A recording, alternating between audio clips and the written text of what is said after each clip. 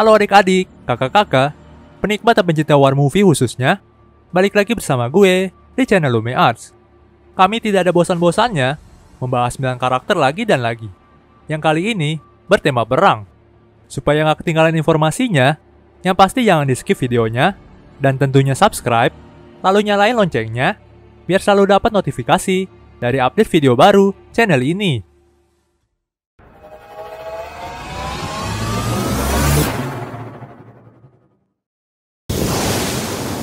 Come to Greece to bring us to heal.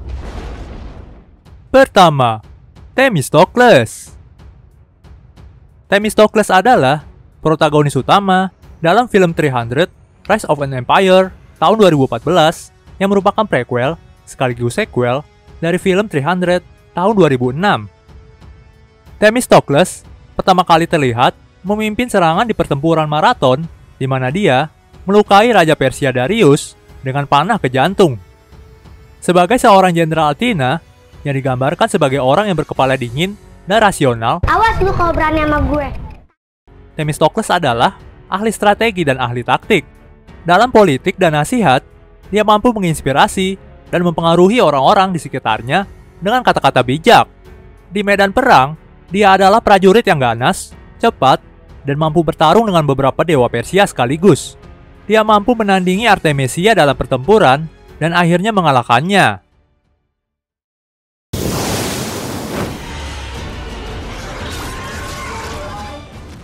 Kedua, William Garin. William Garin adalah tentara bayaran Eropa dari negara Irlandia yang melakukan perjalanan ke Cina pada masa pemerintahan Kaisar Renzong untuk mencari rahasia bubuk mesiu pada film The Great Wall tahun 2017. Bubuk mesiu menjadi yang paling dicari pada masa itu, di mana semua bangsa mencari kekuasaan. Di tengah perjalanan tersebut, William dan rekan-rekannya dikejar oleh perompak hingga ia tiba di bawah tembok raksasa yang dijaga oleh Orde Tanpa Nama, dan Garin sempat ditahan oleh pasukan Tiongkok. Saat ditahan, Garin dan temannya menonton pasukan Tiongkok perang melawan para monster. Maka dari itu, Garin dan rekannya beralih dari tahanan menjadi pihak yang dimintai saran oleh pertarungan. Ia bisa saja kabur, tetapi William bergeser dari egois menjadi turut memikirkan kepentingan orang lain dengan membantu perang untuk melawan para monster.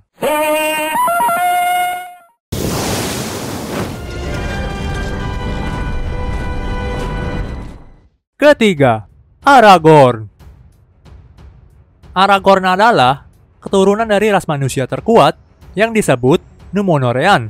Dia adalah pria jangkung yang paling terkenal adalah nenek moyang Aragorn, Elendil the Tall, dan Isildur. Ayah Aragorn bernama Arathorn, namun bukan Raja Gondor. Dalam serial film tersebut, ia berperan sebagai deuteragonis trilogi The Lord of the Rings. Menjadi salah satu dari dua deuteragonis The Fellowship of the Ring bersama Samwise Gamgee. Salah satu dari dua protagonis utama The Two Towers bersama Frodo Baggins. Dan deuteragonis dari The Return of the King.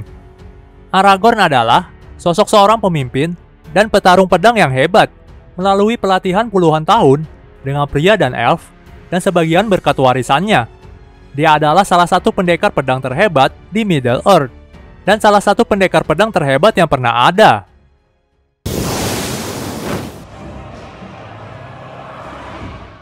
Keempat, Vlad.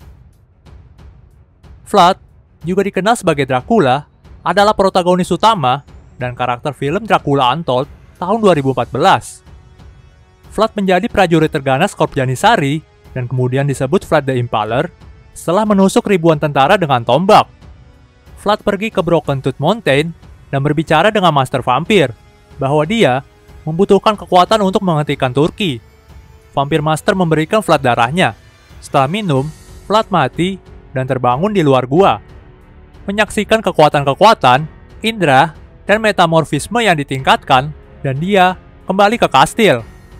Vlad adalah pria keluarga yang berbakti, yang rela mengorbankan apapun, bahkan kemanusiaannya sendiri, untuk melindungi keluarga dan rakyatnya. Vlad kuat dan berani, mampu berdiri teguh melawan seluruh legiun musuhnya dalam pertempuran langsung. Setelah menjadi vampir, Sikapnya menjadi gelap, dan dia menjadi buas dan primal saat dalam pertempuran. Terobos aja lah anjing ah, begini doang lo. Kelima, Pang Qingyun. Pang adalah seorang pemimpin pasukan pemberontak dengan ribuan pasukannya pada film yang berjudul Warlord pada tahun 2007. Pang membuat sumpah bersama Jiang dan Zhao, lalu mereka bertiga sepakat mengambil sumpah darah sebagai saudara. Orang yang menyakiti saudara sendiri harus mati. Bila ada yang berkhianat, harus mati. Pang memiliki kemampuan berpedang dan kepemimpinan diplomasi yang mampu membuat pasukan percaya kepadanya yang dapat menaklukkan beberapa kota.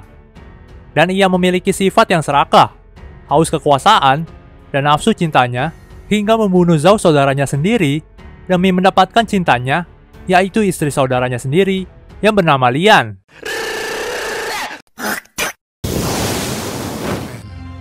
But always he remembered. Keenam, Thorin Oakenshield. Thorin adalah karakter deuteragonis atau anti-hero utama dalam serial film The Hobbit. Dia menggunakan cabang yang patah sebagai tameng selama pertempuran Moria. Thorin Oakenshield akhirnya disebut sebagai King Under the Mountain atau Mountain King, adalah putra dari Thorin, kakak dari Frerin dan Dis, cucu dari Raja Tror, dan paman dari Vili dan Kili. Thorin terkenal karena perbuatannya sebagai pemimpin Kompi yang menyusup ke kerajaan yang hilang di bawah gunung untuk merebutnya kembali dari Smaug dan memimpin aliansi manusia, kurcaci, dan peri dalam Battle of Five Armies. Thorin adalah orang yang cerdas, bangga, berani, pendendam, dan sedikit keras kepala. Dia terkadang sombong, tetapi cenderung memperlakukan sekutunya secara setara. Dia dihormati oleh banyak orang di seluruh Middle-earth. Mau Anda patungan, mau?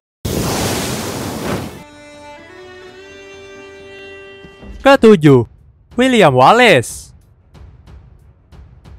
William Wallace adalah pahlawan perang yang kuat dan tangguh dari kelompok pemberontak dari negara Swedia, yaitu film yang berjudul Braveheart pada tahun 1995. William memiliki kemampuan ilmu pedang yang luar biasa, ahli strategi yang hebat, intelijen, agresi, ahli penunggang kuda, dan memiliki kekuatan fisik yang kuat.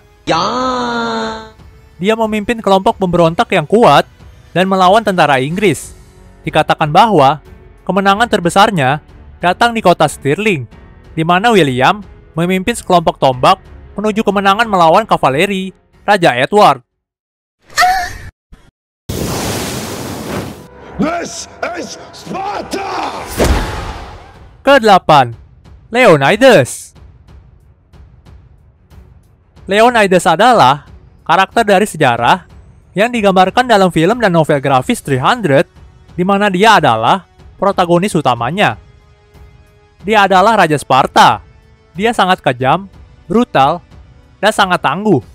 Tapi selain itu, dia juga memiliki kelemahan pada keluarganya dan sangat peduli pada pasukannya. Dari usia muda, Leonidas dilatih untuk berperang. Pendidikan anak laki-laki Spartan, agoge, adalah pendidikan kekerasan. Pada usia 7 tahun, dia ditarik dari keluarganya dan dipaksa hidup sendiri, di mana dia berkelahi dan mencuri untuk bertahan hidup sampai membunuh seekor serigala dalam satu pertempuran dan kembali ke rumah untuk menjadi raja.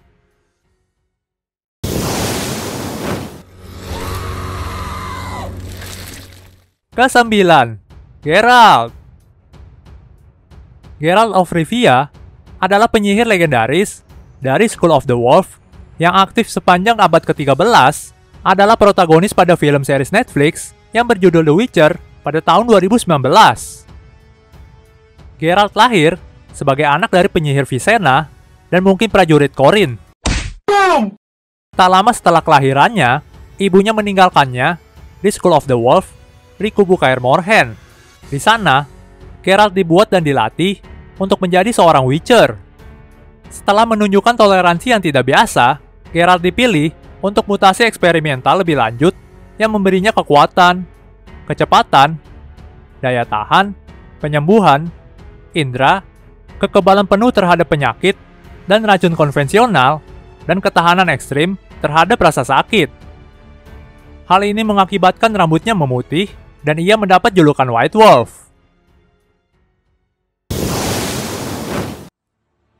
Oke, mungkin sampai di sini dulu aja penjelasan singkatnya dari karakter War Movie. Buat para pecinta ksatria perang, mana nih yang jadi ksatria favorit kalian kali ini? Dan jangan lupa berikan tanggapan kalian ya di kolom komen untuk bahas apa lagi di konten berikutnya. Jangan lupa like, share, and subscribe. See you on the next videos.